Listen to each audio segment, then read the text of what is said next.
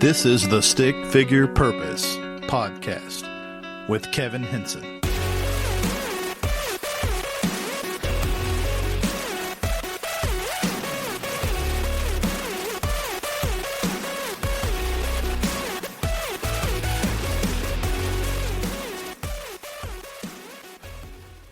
Welcome back to another episode of the Stick Figure Purpose podcast. This is episode 4, Imperfect Leadership in the Fire Service.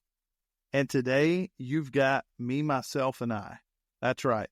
It's my first solo podcast. I do not have another guest joining today because I had a lot on my mind, a lot of notes on this particular topic, a lot of things I wanted to talk about. And again, you get me, myself, and I today. So, imperfect leadership in the fire service.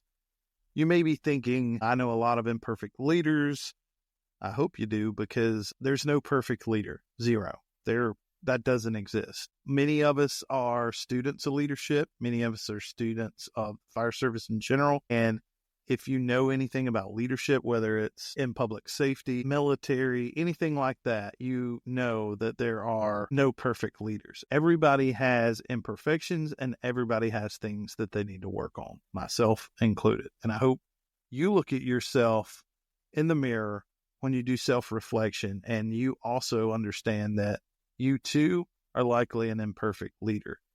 I think in the fire service and in general society today, for some reason, there are a lot of people that lack the value of being humble.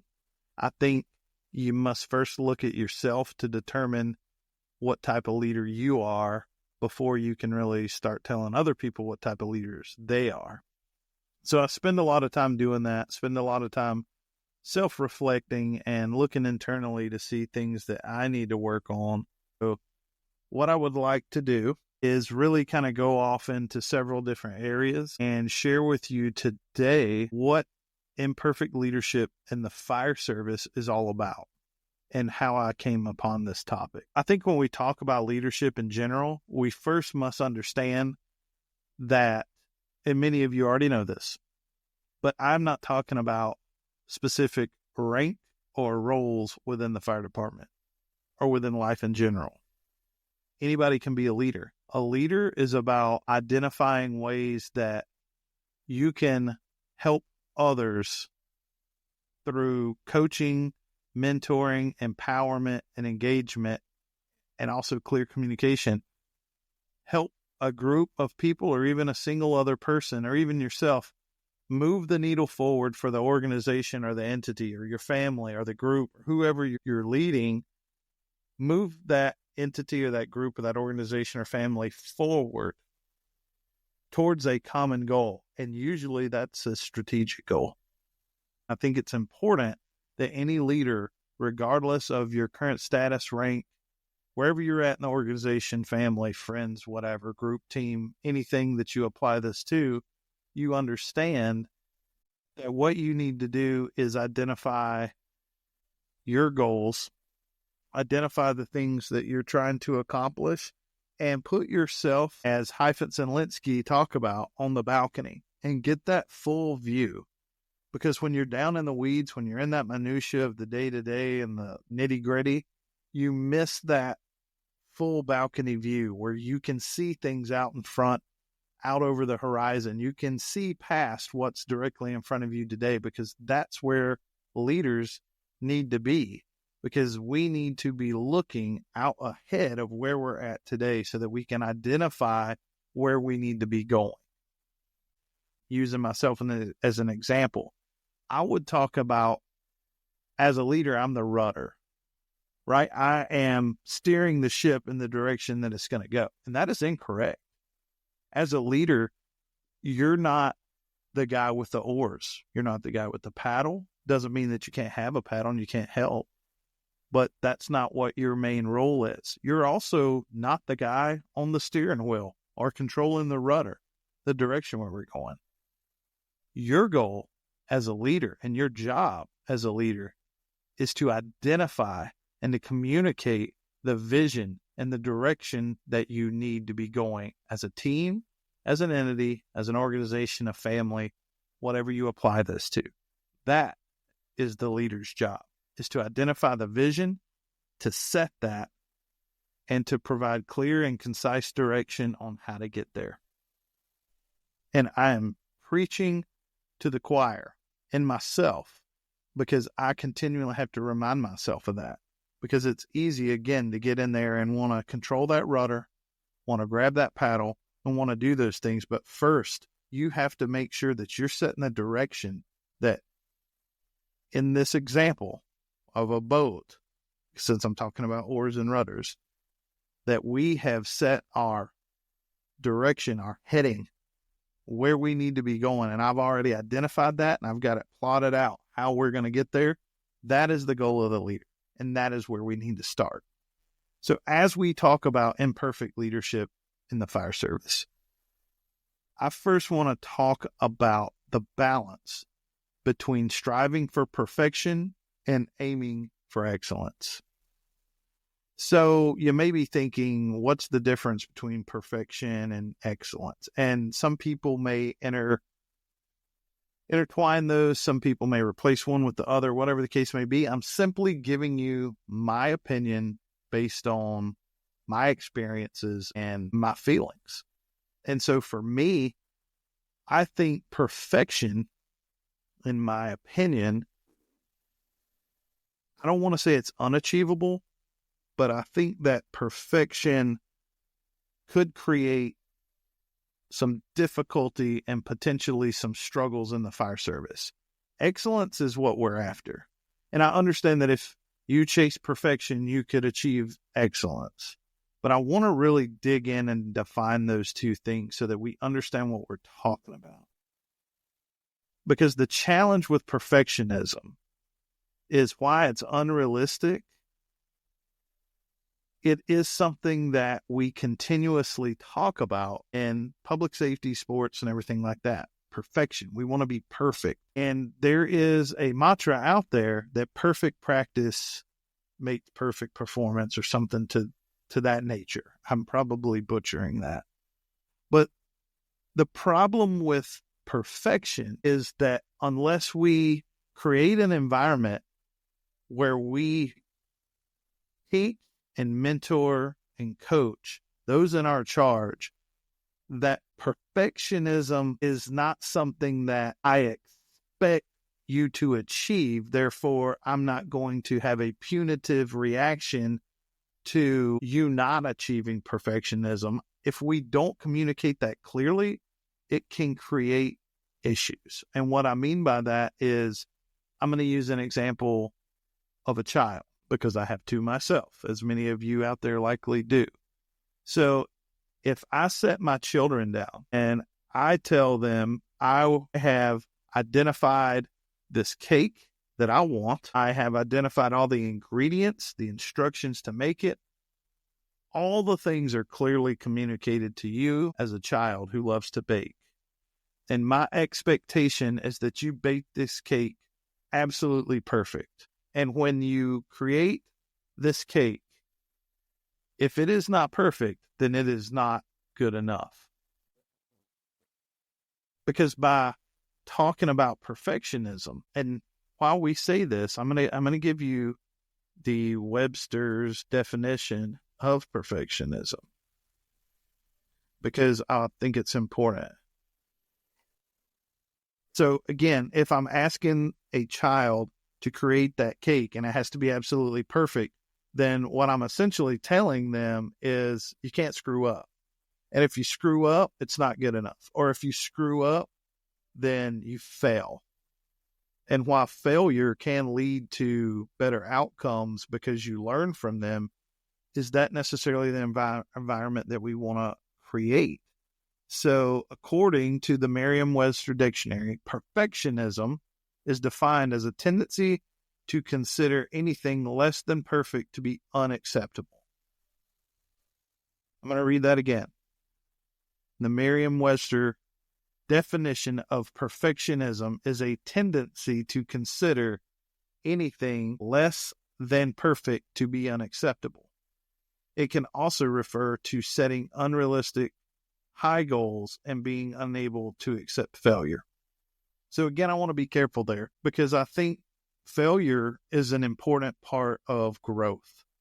And I think as a leader and as a person in charge of other people and leading other people and helping them grow, that failure is a part of that. That participation trophies, while we hear a lot of people complain about that and, the world that we live in now, and just because you're on the team, you get a trophy. I'm not talking about that. I'm saying real goals, real initiatives, real objectives, and the fact that if you don't achieve them, you fail, that can help you grow because there is growth and discomfort, and it's uncomfortable when you fail. But I think that is different than perfection because I think perfection, by definition, means it's absolutely perfect, that it's flawless. And I don't know that there's anything that we can do in the fire service that is absolutely flawless. We can aim for that. We can absolutely aim for perfection, but I want to make it incredibly clear that we have to be real with us in the fire service, that perfection might not be something that is achievable because we're humans, and as humans, by default, we are imperfect. I say it time and time again. The only promise, the only absolute that I can give you is an imperfect process or an imperfect outcome, because nothing is absolutely perfect. Because I'm gonna tell you something, and I think it's important to hear this. Perfectionism is subjective. Throw rocks, throw stones, throw tomatoes at your screen in the podcast. I'm sorry. Perfection is subjective because my ideology of a perfect whatever, let's just say a perfect company officer, it's subjective, and it's based on my own experience. It's based on my own beliefs.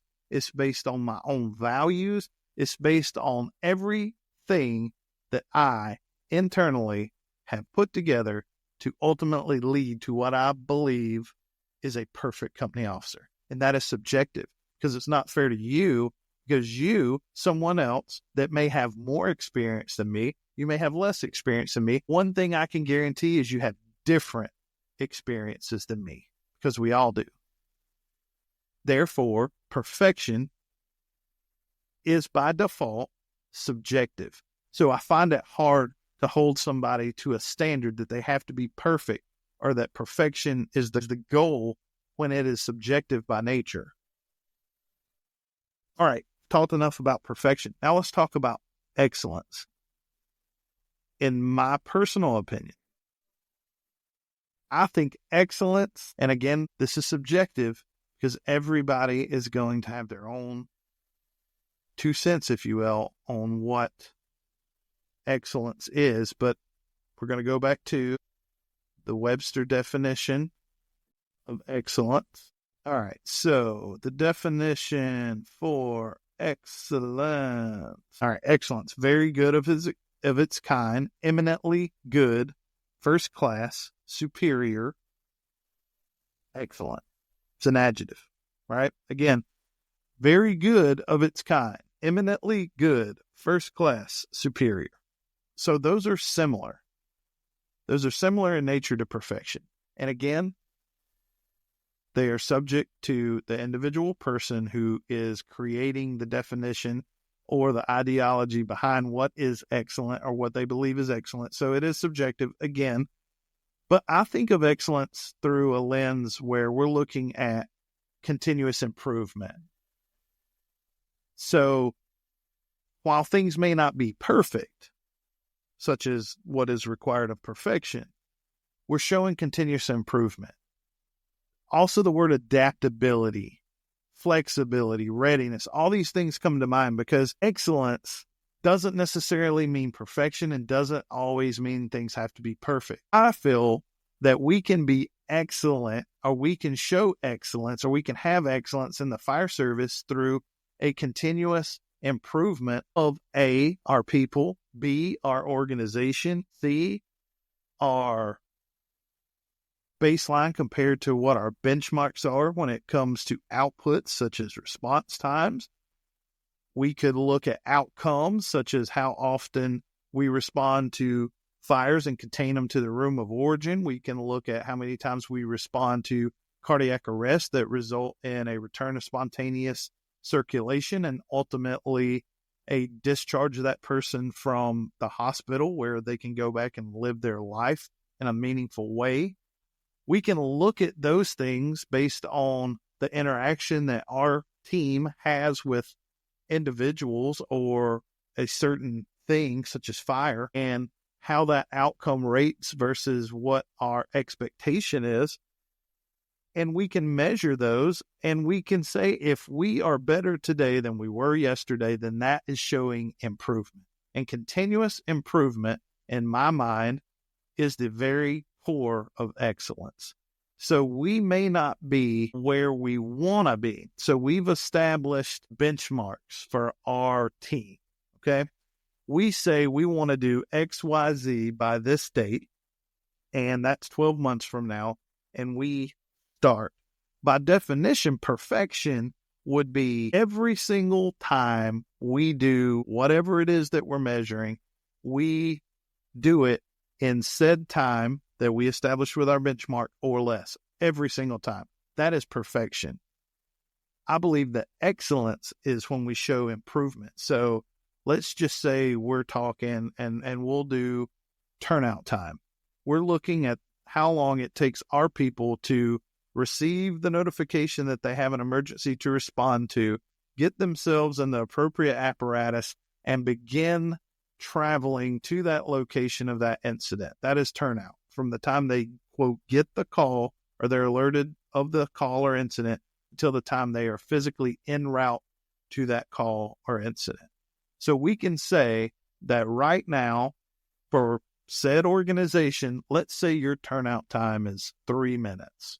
I'm just throwing a number out there. That would be 180 seconds. 3 minutes, 180 seconds. Let's say your benchmark, and we'll just use NFPA 1710 as an example, your benchmark, and we're talking fire-related calls or structure fires, your benchmark is 1 minute and 20 seconds from the time you're notified of the call to you're in the appropriate apparatus and you're responding. 120 seconds. So in theory, we need to shave a lot of time off.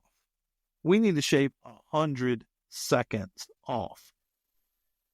So if we look and we say we started this in January, and by December 31st, this is where we want to be, and it's March, and we went from 3 minutes to now we're at 2 minutes and 30 seconds. That's improvement. And then we look at it again, let's say in June, and in June, now we're down to 2 minutes and 10 seconds. Then we look at it again in September, and in September, we are down to 1 minute and 50 seconds. That is continuous improvement. I could say that I feel like our people are achieving excellence because they're focused on continuous improvement and they're achieving it. We've set a benchmark and we're working to get there. We haven't reached that time that we've established, but we also haven't reached the end of that finite timeline, which we said was 12 months in this example. But we're showing improvement along the way. I consider that a display of excellence. And as a leader, if you're not using that as an opportunity to show your people or to encourage your people that what they're doing is working and that they are in pursuit of excellence by working to continuously improve, you're missing the boat. Because if you just harp at them all day long that they're not at that 1 minute and 20 second benchmark that you've identified, and you're just harping at them all day long that they're not there, you're missing the point of leadership. You are a coach. You are a mentor. As you see continuous improvement, that should be highlighted. That should become a focal point for you to use as an example and encourage and empower and tell those crews and those people and those that are in charge, the company officers, battalion chiefs, whomever they are. Use that encouragement and focus on the fact that they are continually improving and that we can see a change as they start working towards excellence. You got to be adaptable. That's another word, adaptability. Not everything fits within the square confines of the square cutout. All right? Not everything fits in there. We may have a rectangle, right? This problem. And it can't be shoved into that square hole. It can't. We have to be adaptable. Using these same examples, it would be very easy for me right now to pick any department of any person out there listening. So any department of any person out there listening right now and say, you should be striving to achieve response times based on NFPA 1710.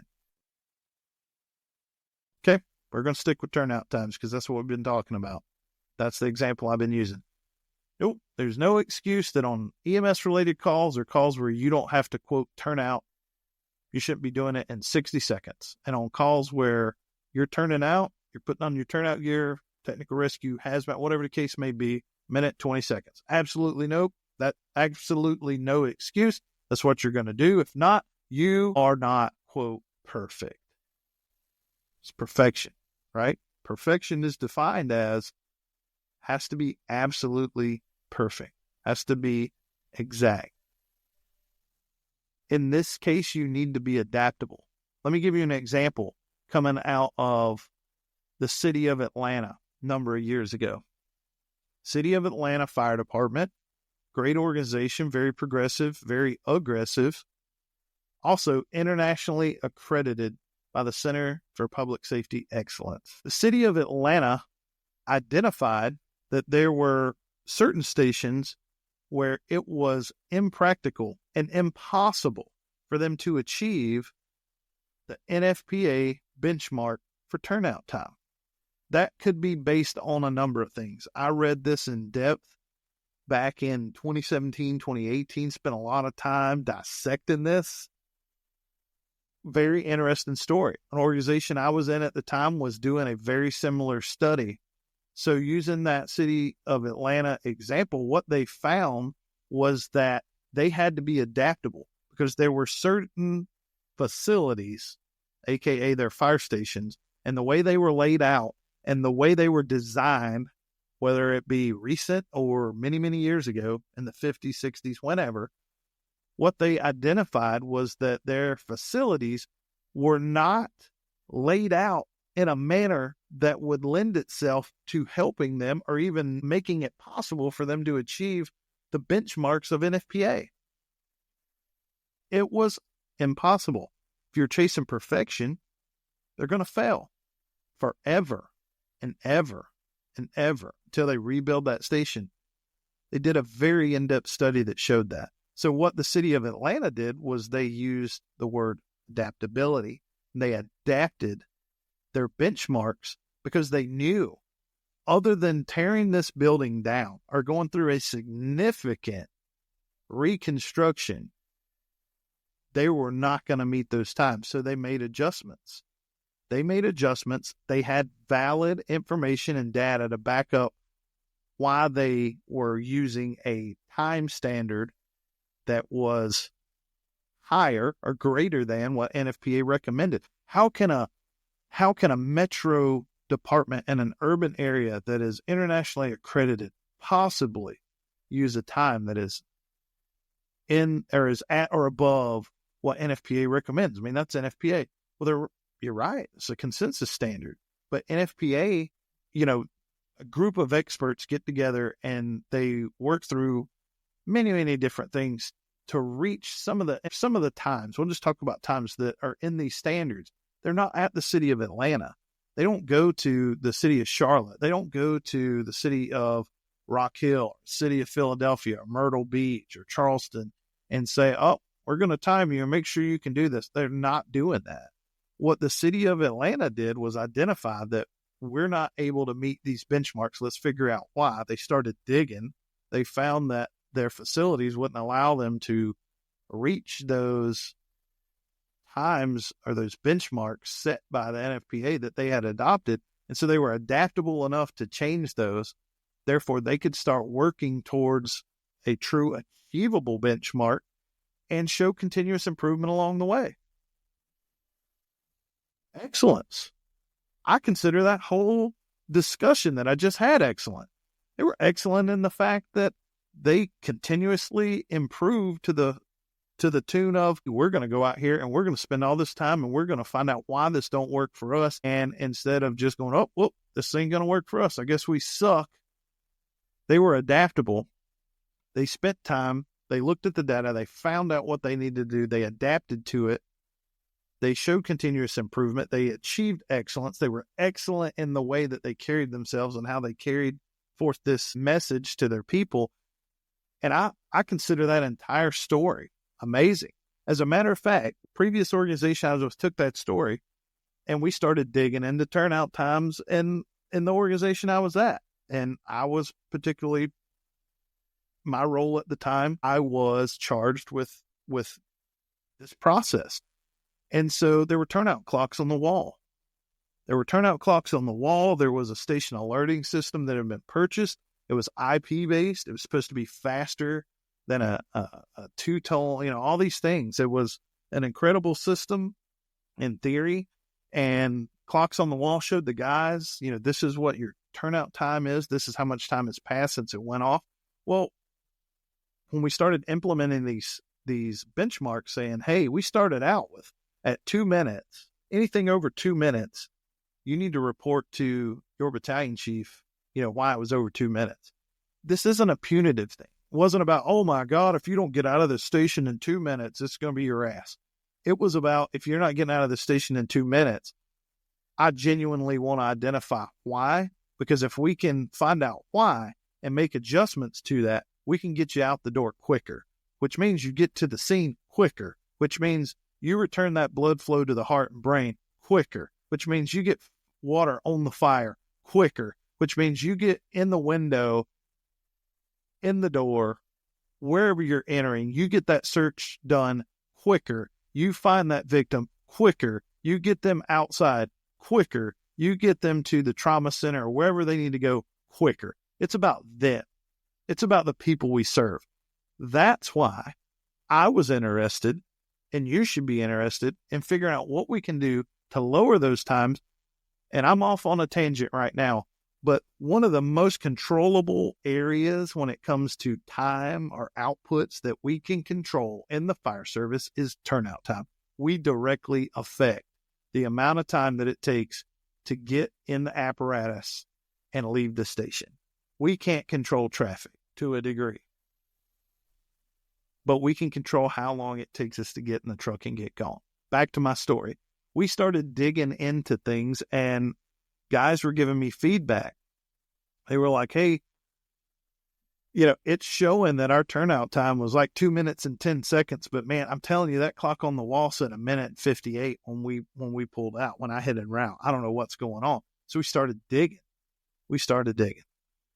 So what we found out, okay, this coupled with the fact that we had studied Atlanta and seen what they did, because we listen to our people and we're adaptable and we're willing to understand that perfection is not necessarily going to always be achieved. Most of the time it's not going to be achieved. We let them know that we're working towards continuous improvement and we welcome their feedback in a non-punitive way.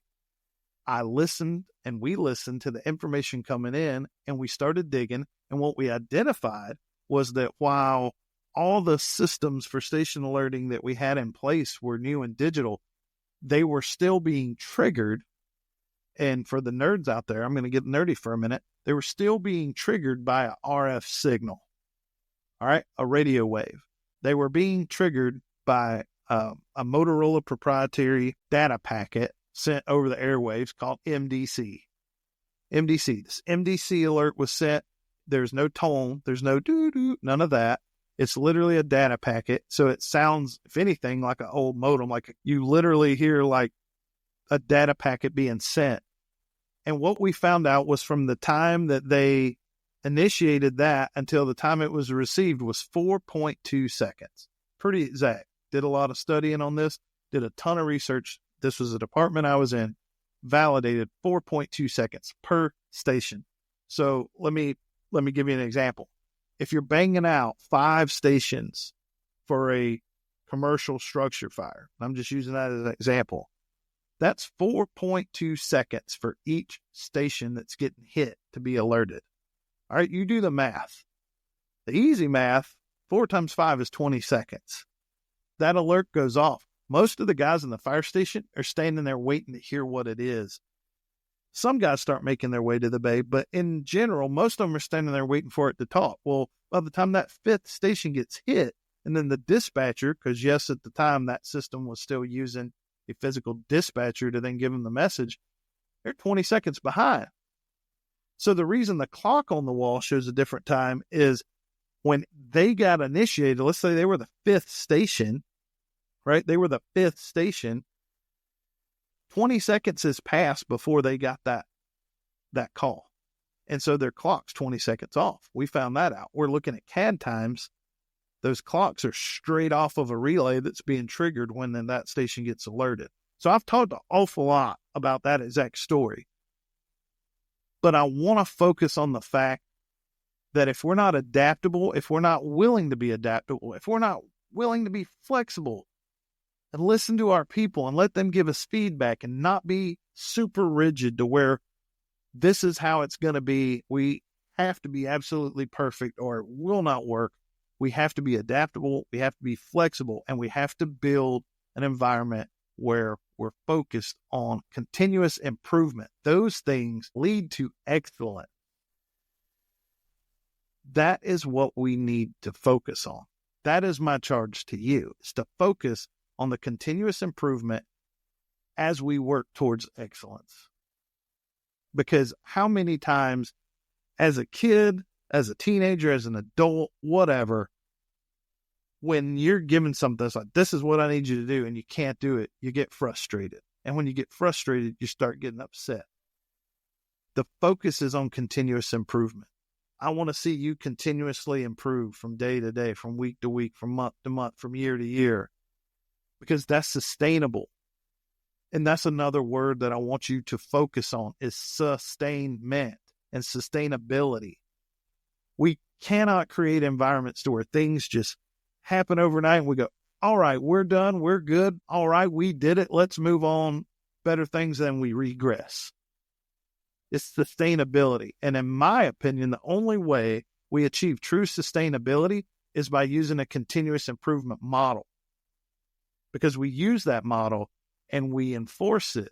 And by enforcing, what I say is we want to see continuous improvement. And if we don't, then we have a conversation. That's the accountability piece. But I'm not expecting you to be perfect. I'm not expecting you to hit that benchmark that we set for a year when we've only been working on it for a month.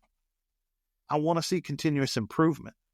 That is what we need to focus on as we work towards excellence. All right, I want to talk about the concept of, guys and team, I don't want to say guys and gals, so your team members, doing the best under pressure instead of wait for the ideal conditions. A lot of times, whether it's in training or it's drills or whatever the case may be, it's a perfect situation. It's never raining, right? We don't fight fires in the rain. We don't fight fires in the heat. We're not going to go out there in August when it's hot. We're not going to do this. We're not going to do that.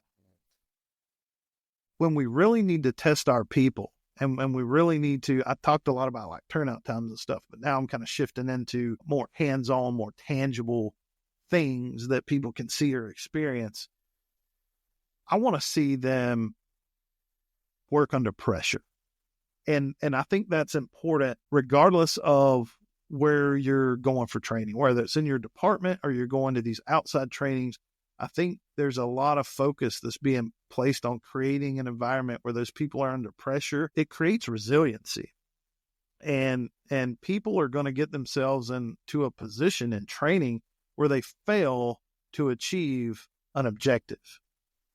I think it is important to see how that person reacts and how they bring themselves back, almost the phoenix rising from the ashes, to see how they take that lesson that they learn, that failure, that weakness, and how they perform again under that same or similar situation under pressure. I want to see their resilience. I want to see their bounce back. And so something that I want you to focus on is, as a leader, first, we need to be present where these things are happening.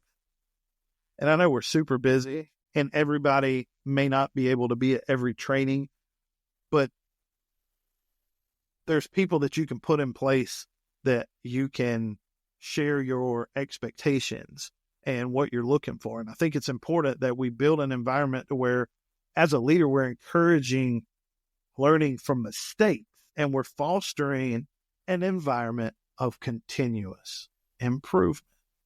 An example, after action reviews or making adjustments during live drills. We could go out there, and trust me, I'm the guy that you've heard me on my podcast. I believe in sharing a positive message. It is very important. It really is. I think positivity is contagious and I think negativity is contagious, and I choose positivity. And so while it's easy to sit out there and be like, all right, guys, you did a great job. Everybody did fantastic tonight. You need to praise them when they do a good job.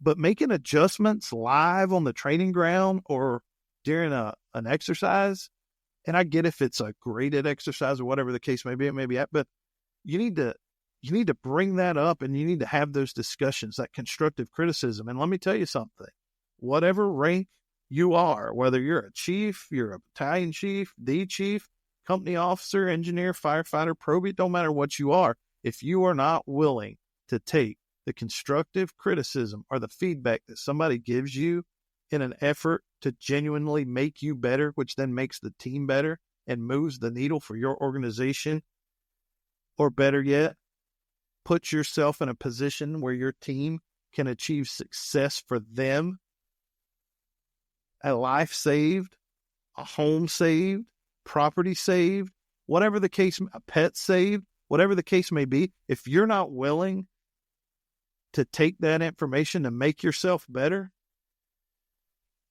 I got an application for you that I'll send you.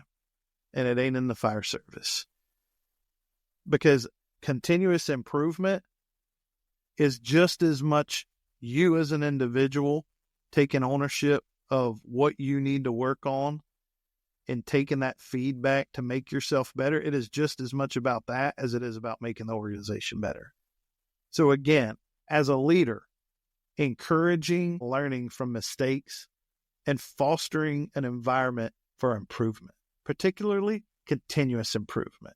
As you're working through new initiatives and things in your department, whatever it may be, the expectation can't be that they get that right on day one. I mean, what world are we living in? And in a perfect world, absolutely. What you should be focusing on is continuous improvement. And to do that, you have to measure your baseline performance. So you have to be looking at how are we doing it today versus how we do it tomorrow versus how we do it next week versus how we do it next month. And if you see continuous improvement, then you're doing something right. And your crews are doing something right. And you need to find that opportunity to tell them, this is what I'm talking about. Keep pushing. You got this. Keep doing it. That's my take on continuous improvement. So talking a little bit more about differences between perfection and excellence, I kind of hit those earlier. Going back to that for a minute, perfection is almost the idea of flawless execution, rigid standards, fear of mistakes. And while perfection is great in theory, all those things, flawless execution, rigid standards, fear of mistakes. Tell me where in the fire service those can exist, because we need to be flexible. We need to be adaptable. I mean, you all know we live in the gray area.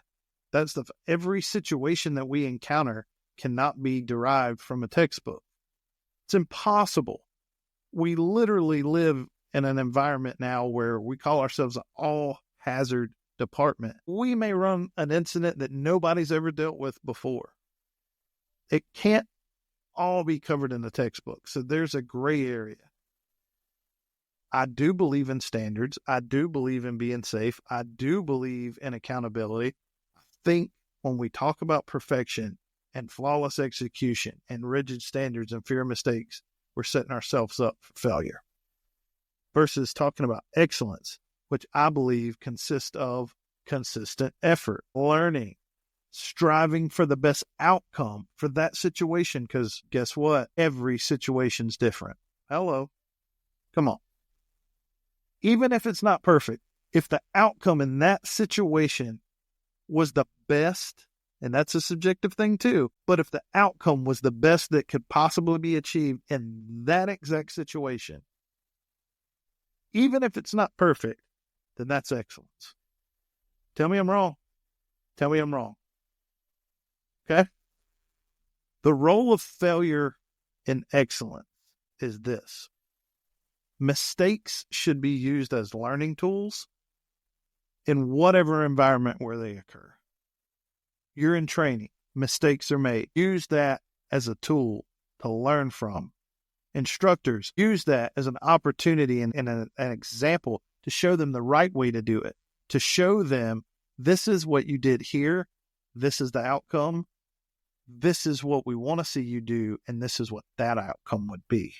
Walk them through it. Help them understand why. Be part of the solution, not part of the problem. We could all bitch and gripe and moan and groan that you didn't do it right. But if you're not going to show them, if you're not going to empower them, if you're not going to give them the tools and the knowledge and the opportunity to go right back out there and replicate that in an effort for them to be resilient and bounce back, you're failing. You are failing as a leader.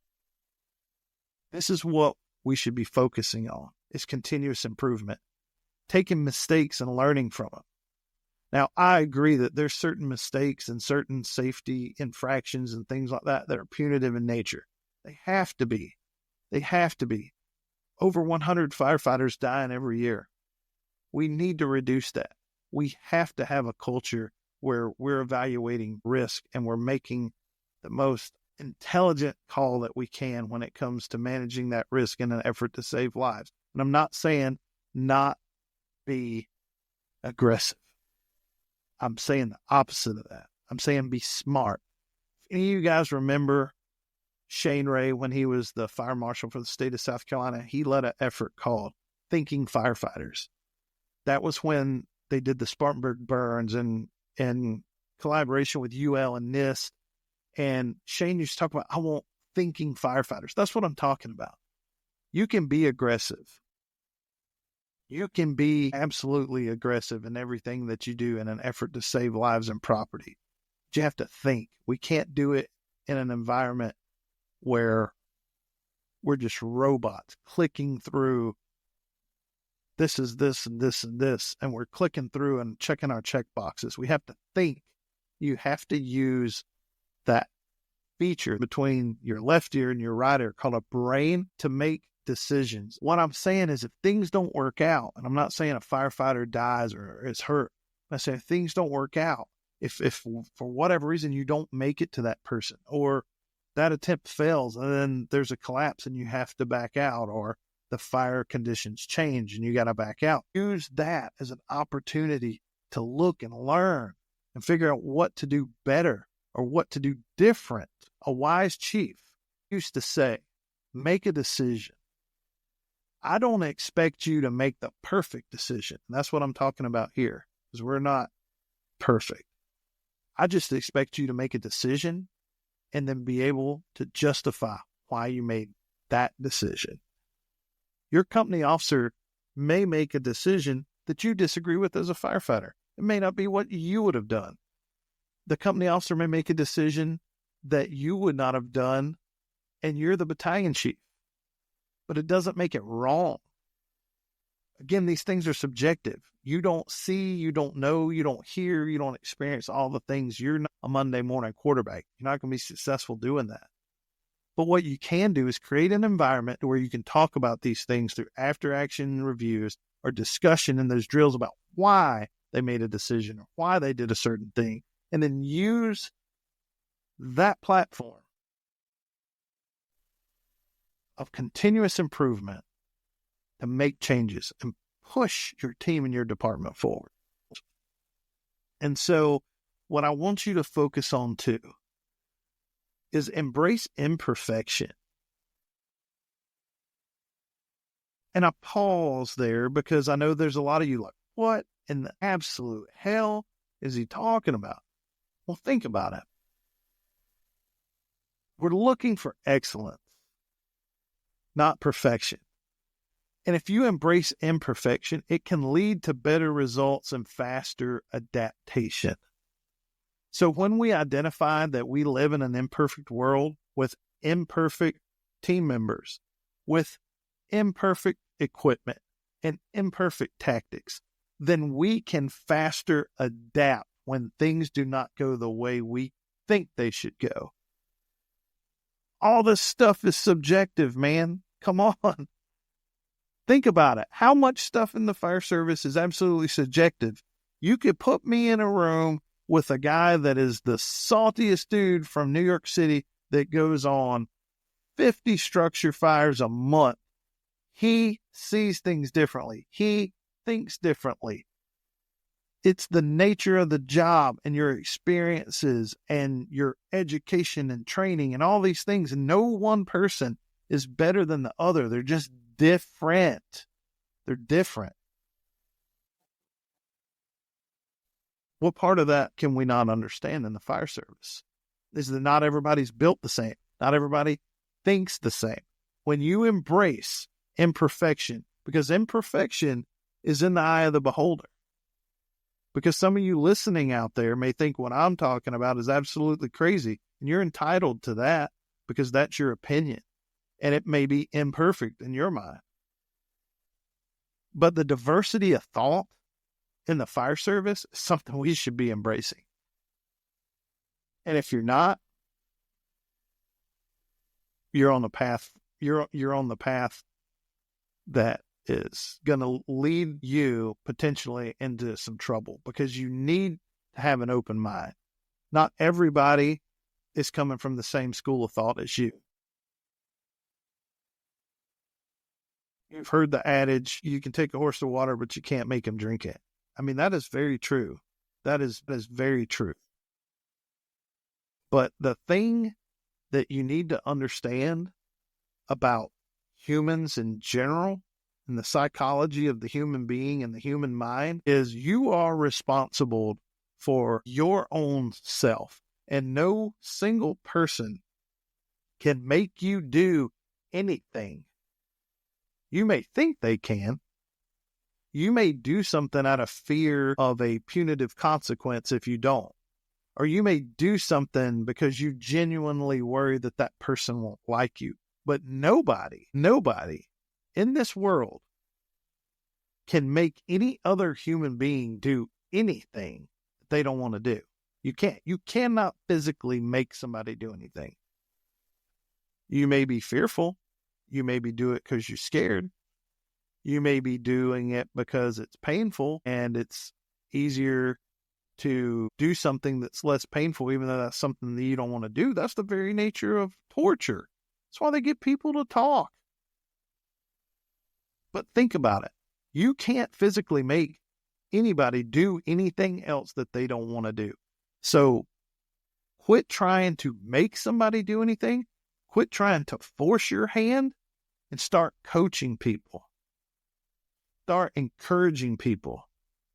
Start giving them the platform where they can take their imperfections and you can take them and mold them into excellence. Because those imperfect moments, those human moments, those moments where your team members or your family members or your friends do something and it is imperfect in your eye, or even in the eye of the organization or the family. Maybe it's not what the SOG or the SOP said. It's imperfect. Use that moment to teach them, to mold them, and to help them adapt the way they do things in their pursuit of excellence and work on continuous improvement. I want to next talk about self-awareness. Self-awareness. So as a leader, you're a role model. Big surprise. As a leader, you're a role model. Acknowledging your own mistakes and showing vulnerability, that's how you get your team to buy into the idea of the continuous improvement model. And the exact thing that we've been talking about, which is imperfection can lead to better results and faster adaptation if you help people understand that they're not being ostracized if they're imperfect, that you're going to help them work through it, and that mistakes happen. And it's what you learn from those mistakes and how you adjust, because then you move forward and you continuously improve and achieve excellence. And eventually those things just naturally get better and better and better. But we can't expect perfection in the beginning when we just have started something. We can't. But you as a leader, me as a leader, us as leaders have to acknowledge our own mistakes, and we have to show vulnerability. If you never, ever, as a leader, admit that you're wrong, or you think you know everything, or you project yourself as somebody that knows everything, then you're not a leader. Because again, I'm telling you, nobody's perfect. Nobody knows everything. The good leaders, they know the people that are experts in those areas. So that whole thing about it's not what you know, it's who you know, that is absolute truth. That is absolute truth. But going back to talking about us as individuals, you got to look in the mirror and you got to do that self-reflection. Because leading others and leading an organization and all those things are important. But if you can't be real with yourself, if you can't acknowledge the mistakes you make, if you can't use your own mistakes as a catalyst for you to buy into the continuous improvement model and embrace imperfection to lead to better results through adaptation and flexibility and being able to take the things that are thrown at you in different situations and being able to make the best out of those and ultimately achieve excellence, then how are you going to get others to do it? And being vulnerable. I keep going back to that. You're not perfect. You're not perfect. When people see that you're vulnerable and that you're open for criticism and people telling you, hey, you need to work on this. This is where you need to work. Or better yet, what are your crew's expectations of you? You give them your expectations. Have you asked what theirs are of you? Listen, I'm a student. I'm a leadership student every day. I'll say it again. You've already heard it once today. The only promise I can make to you is I'll deliver an imperfect product, because I'm not perfect and I'm working to get better every day. Show that vulnerability.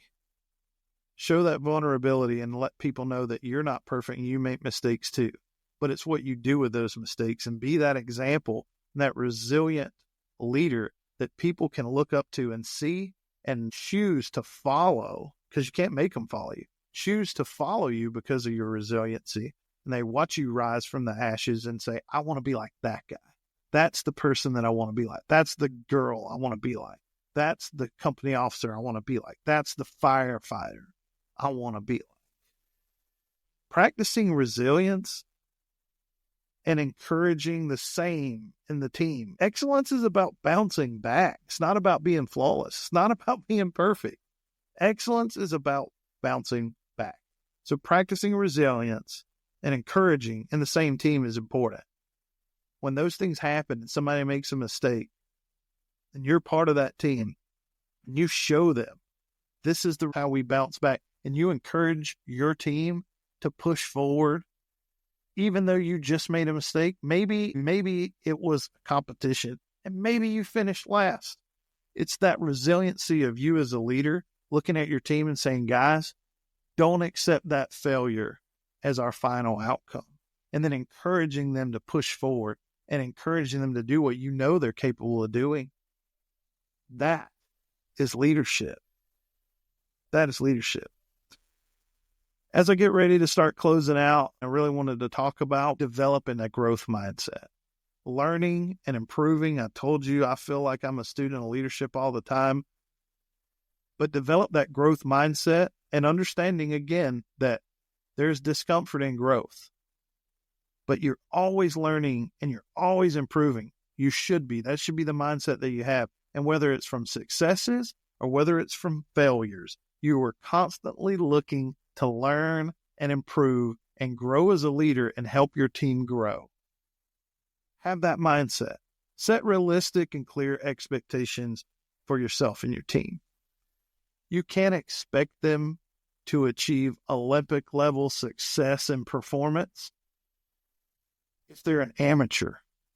You have to build that into your processes. You have to encourage them and you have to set clear expectations. But remember, continuous improvement is the goal.